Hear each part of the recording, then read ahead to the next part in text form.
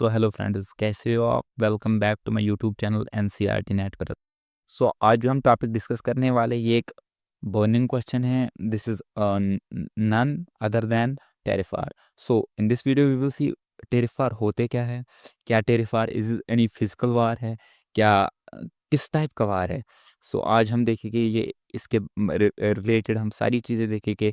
Weather impact of टेरिफार India पे क्या है, वर्ल्ड पे क्या इसका इम्पैक्ट है, इसको रेसिप्रोकल टेरिफ क्या होता है। Apart from that we will see some major agreement जो इसके साथ एसोसिएट है। And lastly we will see some economic principles, जो की इकोनॉमिक प्रिंसिपल्स इसके साथ एसोसिएट है। Now moving forward, first of all we will see tariff war होता क्या। देखिए, टेरिफार ये कोई it's not like that any rocket science that you won't understand. It's simply tariff war को समझने के लिए एक सेकंड। टेरिफार जो है, टेरिफार जो है ये टैक्स होता है। देखिए, टैक्स जैसे इनकम टैक्स पे टैक्स लगाया जाता है, आपकी इनकम पे टैक्स, वो सिमिलरली ये भी टैक्स है। बट ये कहाँ पर इम्पोज होता है? जब आप एक्स क्या करते हो, इंपोर्ट गुड्स इंपोर्ट करते हो। क्या करते हो? गुड्स इंपोर्ट जब आप करते हो, उस पर जो टैक्स लगता है उसे कहते हैं टेरिफार। सिंपली देखिए, ये इंपोर्ट एक्सपोर्ट क्या होता है। देखिए, ये हमारा प्यारा भारत है, इंडिया। अगर यहाँ से कोई चीज़ हम प्रोड्यूस करते हैं, किसी दूसरी कंट्री में बेचते हैं, तो इसे एक्सपोर्ट कहते हैं। क्या कहते हैं? लेकिन अगर हम इस कंट्री बी से कोई चीज़ अपनी अपने इंडिया में लाए, तो इसे कहते हैं इम्पोर्ट। ठीक है। नाउ जब हम कोई चीज़ देखिए बाहर से लाते हैं, ठीक है, तो अगर सपोज उसकी मैन्युफैक्चरिंग कास्ट पूरा तैयार हो के यहाँ पर 100 रुपए में बना, ठीक है, जब वो यहाँ इंडिया में आएगा ना, अगर उसने 100 रुपए में भेजा, ठीक है, 100 रुपए में भेजा। अभी समझो हमारे इंडिया में कोई कंपनी है, कंपनी ए है, यहाँ पर काम कर रही है इंडिया में, यहाँ पर कंपनी बी काम कर रही। इंडिया में कंपनी है, वो भी सेम प्रोडक्ट बना रही है।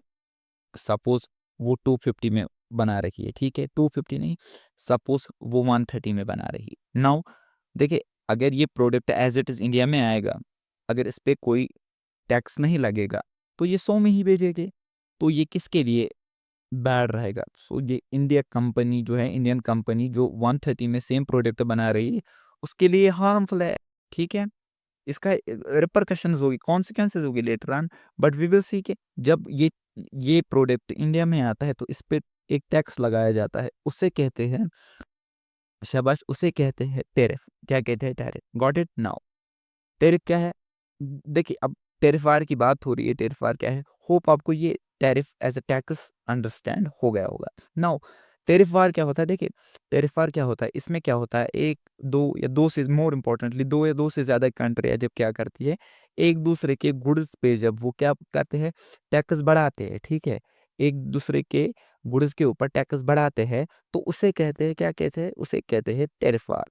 Okay, got it? Now example आप देख सकते हो आजकल, जो चाइना और यूएसए का सीन चल रहा है, that is an example of tariff war. Okay, now now some key economic principles associated with this. First of all is that, जो मैंने आपको अर्लियर एक्सप्लेन किया है, दैट इज प्रोटेक्शनिज्म। देखिए, वो मैंने आपको बताया। देखिए, गवर्नमेंट टेरिफ इसलिए लगाती है सो दैट ये जो उसकी इंडिजीनियस इंडस्ट्रीज होती है ना, उनको प्रोटेक्ट करे। ये एक, देखिए, प्रोटेक्शनिज्म जो है ना, प्रोटेक्शनिज्म ये एक इम्पॉर्टेंट प्रिंसिपल है इकोनॉमिक्स में। क्या? देखिए, अगर आप अलो करते हो ना, सपोज इंडिया, अब चाइना में देखो इलेक्ट्रॉनिक्स इतना प्रोड्यूस हो रहा है, अगर आप उनको ऐसे ही अलो करोगे इंडिया में, उन पे टैरिफ ज़्यादा नहीं लगाओगे, तो वो at very minimum cost available रहेगी। So that won't produce an environment from the indigenous industries to grow. ठीक है, क्योंकि जब एक नई कंपनी स्टार्ट होती है, उसकी आर एन डी अब रिसर्च एंड डेवलपमेंट देखो, बाकी सारी चीज़ें, एडवर्टाइजमेंट एंड देन लोगों तक पहुंचना, तो ये डिफिकल्ट हो जाता है। तो ये इसका एक ये प्रोटेक्शन के लिए यूज़ होता है। ठीक है, नाउ अगर आप देखो, यूएसए ने जो अभी इसका रीज़न दिया है, इसका ये प्रोटेक्शन का ही रीज़न उन्होंने दिया है कि हम अपने जो है इंडिजिनस वहाँ के जो कंपनीज है, उनको हम प्रमोट करना चाहते हैं, ठीक है, एंड बचाना भी चाहते हैं। नाउ कंपैरेटिव एडवांटेज में क्या होता है? देखिए, कंपैरेटिव एडवांटेज क्या होता है? In theory free trade allows countries to specialise in what they are. देखिए, अगर टैरिफ्स नहीं लगाए जाए तो what will happen is that if China is doing well in electronics, it will keep doing very good. ये बहुत अच्छा करेगा इसमें, even it will try to go to the peak. But जब आप ये टैरिफ्स लगाते हो तो ये एफिशिएंसी उसकी, देखिए चाइना क्यों कर रहा है एडवांस टेक्नोलॉजी में, क्योंकि डिमांड है समवेयर, तभी वो उसमें एक्सेल कर रहा है, उसमें डेवलपमेंट और ज़्यादा हो जाती है, ठीक है? इन द प्रोसेस ऑफ कि मुझे बेटर करना है, इससे बेटर करना है। अगर डिमांड ही नहीं होगी तो वो उस चीज़ में शायद एक्सेल ना कर पाए, ठीक है? या उसको उतना उसमें करने की ज़रूरत नहीं है। सो ये टैरिफ्स जो है ना, डिस्टॉर्ट करती है एफिशिएंसी को, ठीक है? नाउ देखो, ये इसका पॉजिटिव था, ये ये इसका नेगेटिव है, ठीक है? ये इसका पॉजिटिव बेनिफिट अगर हम देखें तो ये टैरिफ का ये नेगेटिव इसका है, ठीक है? देखिए, consumer surplus and producer surplus क्या होता है? देखिए, टैरिफ्स से क्या होता है ना, प्राइस बढ़ जाती है। अगर कोई चीज़ इंडिया में आती है, अगर टैरिफ्स कम होगी तो आपको कम दाम में मिलेगा, टैरिफ्स बढ़ गई तो आपको ज़्यादा में मिलेगा, ठीक है? इसे कहते हैं कंज्यूमर सरप्लस, ठीक है? फॉर सम टाइम के लिए, एक शॉर्ट टाइम के लिए, ये जो देखिए क्या होती है, जो प्रोड्यूसिंग इस कंट्री में जो प्रोड्यूस कर, सपोज़ यहाँ पर मैन्युफैक्चरिंग यूनिट 2-3 है। फॉर द शॉर्ट टाइम पे के लिए इनको बेनिफिट हो सकता है, लेकिन लॉन्ग टर्म के लिए नहीं। अल्टीमेटली इनको क्या करना है? इनको भी बाहर से कहीं से रॉ मटेरियल लाने हैं, लेकिन वहाँ पर उस time may be that country जहाँ से हम परचेज करें वो सारी चीज़ें वहाँ से लाए उस टाइम, या हमें लानी होगी तो उस टाइम हमें भी इम्पैक्ट करेगा टैरिफ, ठीक है? नाउ रिटेलिएशन प्रिंसिपल इसका आपको पता है, if you tax me I will tax you, ये सेम फंडा रहता है इसका। अगर आप क्रैकर्स देखोगे ना, ये टेरिफ आर का या टेरिफ टैक्स का, सो इसका यही है, if you tax me I will tax you, ठीक है? Now major agreement is associated with this, इसमें देखते हैं क्या है, गेट गेट गेट क्या है? देखिए, पोस्ट वर्ल्ड वार के बाद हमने एक हाँ, वी मेड गेट हमने बनाया, that is general agreement on tariffs and trade. So इसका मेजर जो था ना, मेजर अगर हम इसमें देखिए एक ऑब्जेक्टिव क्या था, that was to reduce this tariffs को, क्या करना है, reduce. And then we will see that कि उसके बाद क्या हुआ, 1995 में क्या हुआ, 1995 में डब्ल्यूटीओ बना। डब्ल्यूटीओ अगर आप ये स्टार्ट कब से हुआ, 1 जन से, ठीक है? 1 जन से स्टार्ट हुआ, एंड 1 जन से जब ये स्टार्ट हुआ तो इसने रिप्लेस किया गैट को, ठीक है? गेट को इसने रिप्लेस किया। नाउ तो इसका भी सेम ही काम है, टू रेगुलेट इंटरनेशनल ट्रेड को रेगुलेट करना है, डिस्करेज करना, ये ट्रेड वार्स को डिस्करेज करना, ठीक है? नाउ उसके बाद नहीं, in the same process we will see, अगर आप देखोगे एशियन कॉन्टिनेंट में ये रीजनल ट्रेड एग्रीमेंट्स होते हैं, सो दैट वो आपस में से 2 कंट्री जब करती है, 3 कंट्री करती है, वो कुछ एग्रीमेंट करती है कि हम आपको इतना टैरिफ लगाएँगे, ये टैरिफ फ्री रहेंगे।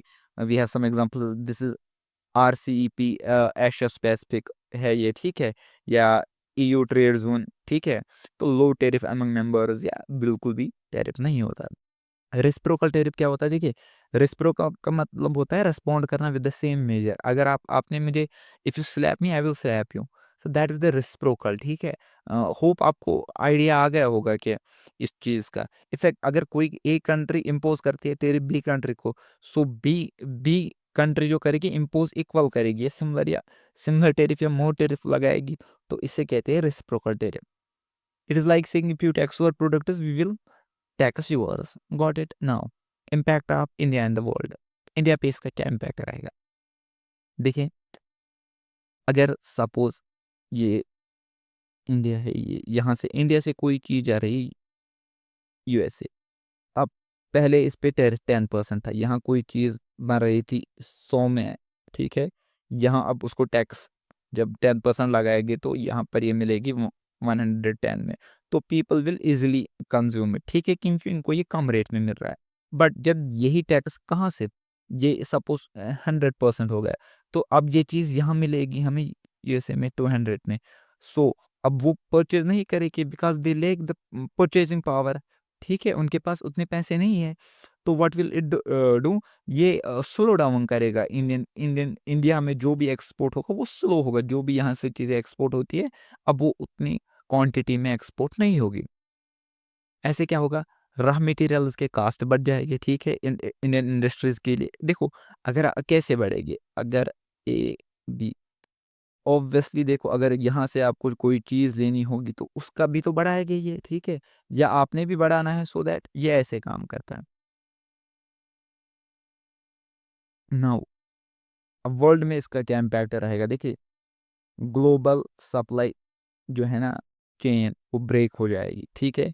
फॉर एग्जांपल लाइक ये छोड़ो आप, ठीक है, prices go up for ordinary prices के लिए, प्राइसेस जो है वो अप जाएगी, ठीक है। स्टॉक मार्केट क्रैश होता है अनसर्टनली, इसमें मतलब ठीक है, मतलब got you you understand it. तो स्टॉक मार्केट क्रैश करता है जब ये टैरिफ लगते हैं,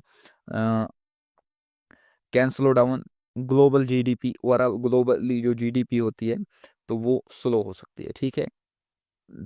टेरिफस how tariffs tariff wars threat the world economy को, ये थ्रेट कैसे करते हैं, देखिए पहली चीज जो होती है ना वर्ल्ड इकोनॉमी में, देखिए हायर प्राइसेस ग्लोबली, ग्लोबली क्या होगा, हायर प्राइसेस हो गए भाई, सीधी सी बात है ना, अगर टैक्स 10% से 50% हो गया तो प्राइस तो बढ़ेगी ही, है ना, प्राइस तो बढ़ेगी, यहाँ पर प्राइस बढ़ेगी तो कॉस्ट राइज होगा तो इन्फ्लेशन होगा।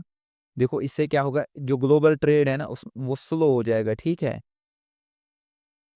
एंड इन देखिए फाइनेंशियल मार्केट में क्या आएगी, इंस्टेबिलिटी, इन इन्वेस्टर्स पैनिक करेंगे, currency and commodity market become volatile बनेंगे, ठीक है।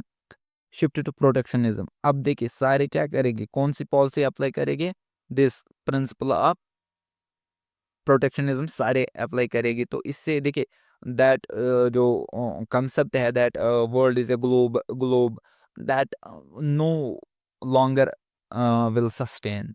सो with this I will end up my video here, hope आपको समझ आ रहा होगा, आपने एंजॉय किया होगा। If you really enjoy it please don't forget share subscribe and like my YouTube channel NCERT network. So